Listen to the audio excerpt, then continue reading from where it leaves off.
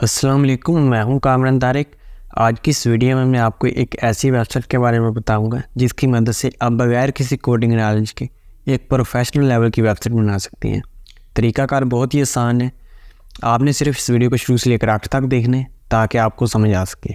तो चलिए वीडियो को शुरू करते हैं। आपको इस वेबसाइट का लिंक नीचे डिस्क्रिप्शन बॉक्स में मिल जाएगा। आप सिंपल इसके ऊपर क्लिक करके यहाँ पे आ सकती हैं।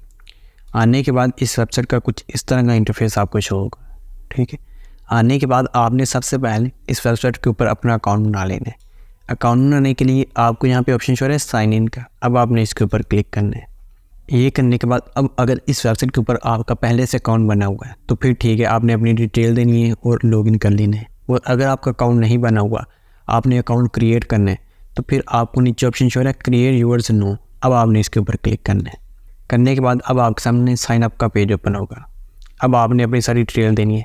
सबसे पहले फर्स्ट नेम, उसके बाद ईमेल एड्रेस, उसके बाद पासवर्ड। ठीक है, तो अब मैं जल्दी से अपनी डिटेल दे देता हूँ, उसके बाद मिलते हैं। अपनी डिटेल देने के बाद आपने क्रिएट अकाउंट के ऊपर क्लिक करना है। करने के बाद अब जो आपने अपना ईमेल एड्रेस दिया है उसके ऊपर आपको एक OTP मैसेज आएगा। ठीक है, तो अब मैं जल्दी से जो अपना जीमेल एड्रेस है उसे ओपन कर लेता हूँ। तो देखिए जो ईमेल है वो आ चुका है। अब आपने इसके ऊपर क्लिक करना है। करने के बाद ये देख लें जो कोड है वो आ चुका है। अब आपने इसे कॉपी करना है। करने के बाद वापस यहाँ पे आना है और पेस्ट कर देना है। ठीक है, करने के बाद आपने सबमिट के ऊपर क्लिक करना है। करने के बाद अब जो आपका अकाउंट है वो क्रिएट हो जाएगा। अब देखो जो हमारा अकाउंट है वो क्रिएट हो चुका है। अब हम ये देख लेते हैं कि इस वेबसाइट की मदद से हम कैसे बगैर किसी कोडिंग नॉलेज के किस तरह वेबसाइट बना सकते हैं। तो वेबसाइट बनाने के लिए आपको यहाँ पे प्लस का आइकन शो हो रहा है। अब आपने इसके ऊपर क्लिक करना है। करने के बाद आपने जनरेट यूजिंग AI के ऊपर क्लिक करना है। करने के बाद आपके सामने ये वाला पेज ओपन होगा। अब आपने इस जगह इस वेबसाइट को बताना है कि हमें किस तरह की वेबसाइट चाहिए। अब देखें ये एक AI टूल है। इसे आप जितनी अच्छी तरह बताएंगे ये उतनी ही प्रोफेशनल लेवल की आपको एक वेबसाइट बना कर देगा। ठीक है, तो आपने इस बात का ख्याल रखना है। अब फ़र्ज़ की आप एक्सप्लेन कर सकती हैं, आप इसे बता सकते हैं कि हमें इस तरह की वेबसाइट चाहिए, लेकिन मसला आपको ये आ रहा है कि आप इंग्लिश में एक्सप्लेन नहीं कर सकते। तो इसका भी हल है। इसका हल ये है कि आप सबसे पहले यहाँ से लैंग्वेज सेलेक्ट कर सकती हैं। ये देखिए आपको ऑप्शन शो है सेलेक्ट लैंग्वेज। आप यहाँ से अपनी ज़ुबान सेलेक्ट कर सकते हैं। करने के बाद उसमें आप एक्सप्लेन कर सकते हैं। जैसे उर्दू भी है, हिंदी है, हर ज़ुबान है। ठीक है, ये देख लें उर्दू आ चुकी है। अगर आप हिंदी सेलेक्ट करेंगे तो हिंदी भी होगी। ये देख लें हिंदी होगी। ये देख लें हिंदी आ चुकी है। शायद पंजाबी भी हो, पंजाबी, ये देख लें पंजाबी भी है। तो जो ज़ुबान आपको अच्छी लगे आपने उसे सेलेक्ट कर लेना है। करने के बाद फिर आपने उसमें एक्सप्लेन करना है। ठीक है, करने के बाद ये ऑटोमेटिकली आपको वेबसाइट क्रिएट करके देगा।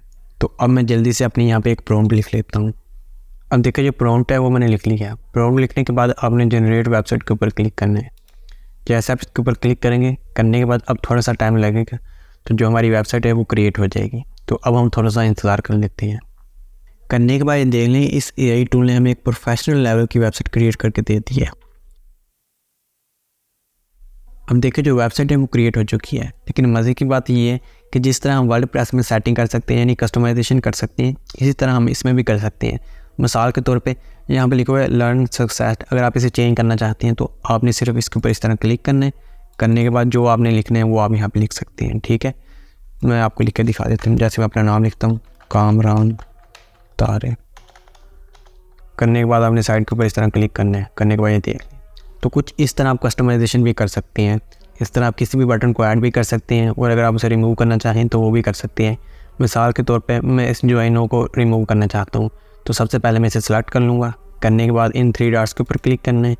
करने के बाद आपको यहाँ पे ऑप्शन हो रहा है डिलीट एलिमेंट। आप इसके ऊपर क्लिक कर दूँगा। जैसे इसके ऊपर क्लिक किया ऑप्शन डिलीट। कुछ इस तरह आप ये काम भी कर सकते हैं। ये करने के बाद अगर आप किसी तस्वीर को चेंज करना चाहें तो वो भी कर सकते हैं। मिसाल के तौर पे अगर आप इस तस्वीर को चेंज करना चाहते हैं तो आपने इसके ऊपर राइट क्लिक करना है। करने के बाद आपको यहाँ पे ऑप्शन शो है चूज़ इमेज। अब आपने इसके ऊपर क्लिक करना है। करने के बाद इस वेबसाइट की तरफ से हमें काफ़ी सारी तस्वीरें सजेस्ट की जा रही हैं। अगर आपको इनमें से कोई अच्छी लगती है तो आपने इस तरह सेलेक्ट कर लेना है। ये करने के बाद आपको नीचे ये कुछ ऑप्शन शो हो रहे हैं। इसकी मदद से आप तस्वीर का जो साइज़ है उसे कम ज़्यादा कर सकते हैं। ये देख लें कुछ इस तरह। ये करने के बाद आपको और भी काफ़ी सारे ऑप्शन शो हो रहे हैं, इनका भी आप इस्तेमाल कर सकते हैं। और वैसे आपको एक बात बताना चाहता हूँ कि ये website responsive, fully responsive website है। मैं आपको दिखा भी देता हूँ। ये देख लें मोबाइल में कुछ इस तरह की आपको शो होगी। ये देख लें कुछ इस तरह। ठीक है,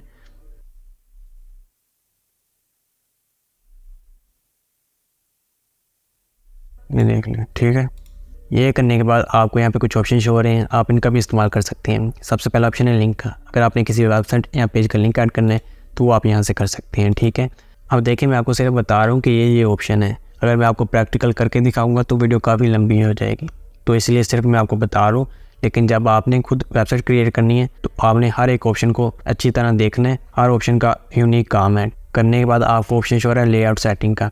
इसकी मदद से आप लेआउट की जो सेटिंग है उसे चेंज कर सकती हैं। ये देख लें, आपको काफ़ी सारे ऑप्शन शो हो रहे हैं, जैसे कि पोजीशन, डिस्प्ले, उसके बाद पैडिंग, तो आप इसका इस्तेमाल कर सकते हैं, ठीक है।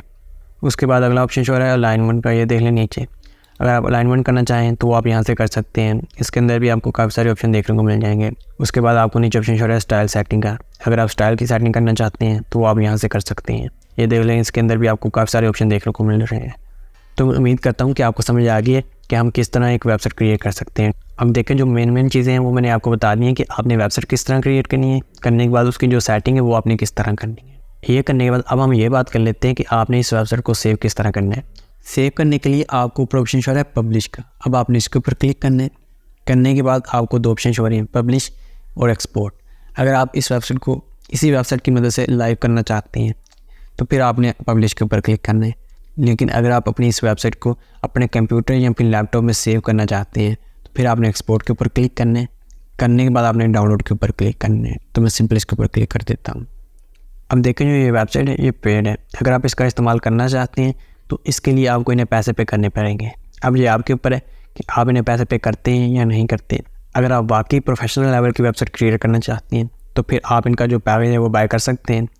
अदरवाइज़ अगर आप फ़न के लिए इस्तेमाल कर रहे हैं फिर तो ठीक है। अब देखें, आज की इस वीडियो में मैंने आपको हर एक चीज़ बता दी है कि आपने अपनी वेबसाइट किस तरह बनानी है, उसकी सेटिंग किस तरह करनी है, करने के बाद उसे पब्लिश या सेव किस तरह करना है, ठीक है। अब मैं उम्मीद करता हूँ कि आपको ये छोटी सी वीडियो अच्छी लगी होगी। अगर आपको ये वीडियो अच्छी लगी हो, आपके लिए में इजाफा हुआ हो, तो इस वीडियो को लाइक करें और इस वीडियो को लाजमी से अपने दोस्तों के साथ भी शेयर करें ताकि उनके लिए में इजाफा हो सके। और अगर आपने अभी तक हमारे चैनल को सब्सक्राइब नहीं किया तो कर लें और साथ वाले बेल आइकन को प्रेस करके नोटिफिकेशन को ऑन कर लें। तो इंशाल्लाह मिलते हैं अगली वीडियो में। तब तक के लिए खुदा हाफिज़।